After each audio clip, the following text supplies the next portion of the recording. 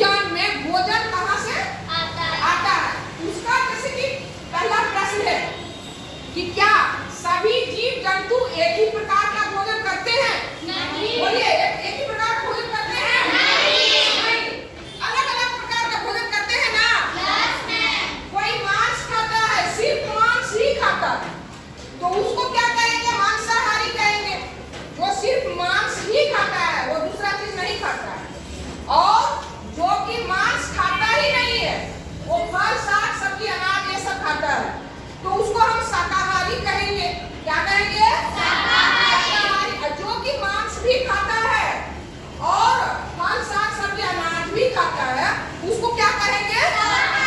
सर्वाहारी। क्या कहेंगे? सर्वाहारी।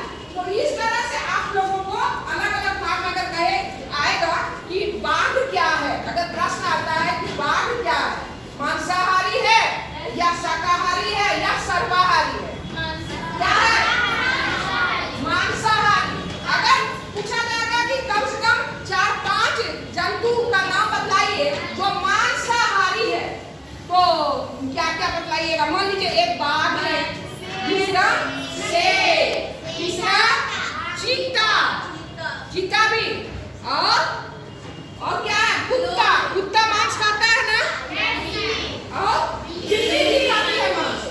बिल्ली दूध भी पीती है बिल्ली, लेकिन है ना। और कुत्ता रोटी भी खा लेता है, लेकिन उनका जो कुत्ता का जो मुंह में जो दांत है, जो मांसाहारी जीव होते हैं ना, तो उसके जो दांत होते हैं वो अलग तरीका का होता है, बना हुआ, क्योंकि मांस को वो फाड़ता है उस दांत से।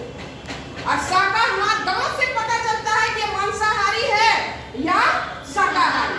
मान लीजिए अगर कोई शाकाहारी है तो उस तरह का दांत नहीं होगा, उस तरह का दांत जैसे गाय, भैंस, हाथी, ये सभी क्या है?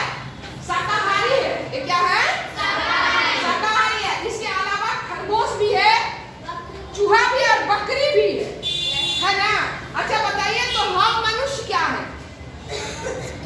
हम मनुष्य सर्वाहारी हैं, लेकिन मांस भी खाते हैं, फल, दूध सब खाते हैं, लेकिन ईश्वर ने जो है हमारा जो दांत दिया है, दांत वो मांसाहारी वाला नहीं दिया है। हम लोगों का जो दांत है वो दांत बनाया गया है शाकाहारी भोजन के लिए।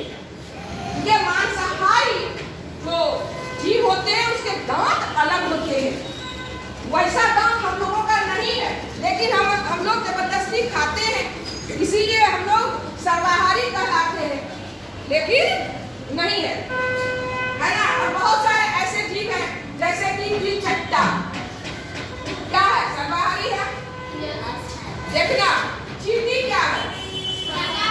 नहीं, सर्वाहारी है, वो मीट में भी जाके लग जाती है ना। इस तरह से आप लोगों को अलग अलग भाग में बांटना के लिए अगर कहा जाए और कुछ जीव जंतु का नाम कहा जाए तो उसको अलग अलग कर लीजिएगा, करिएगा तो ठीक है। उसी पाठ को जो है भोजन में क्या क्या है, एक दूसरे से पूछिए अभ्यास के प्रश्न को, क्योंकि परसों परीक्षा है ना। एक दूसरे से बच्चे पूछेंगे, जब तक अपने से नहीं पूछा पूछी करिएगा तो नहीं हो पाएगा। ठीक ठीक।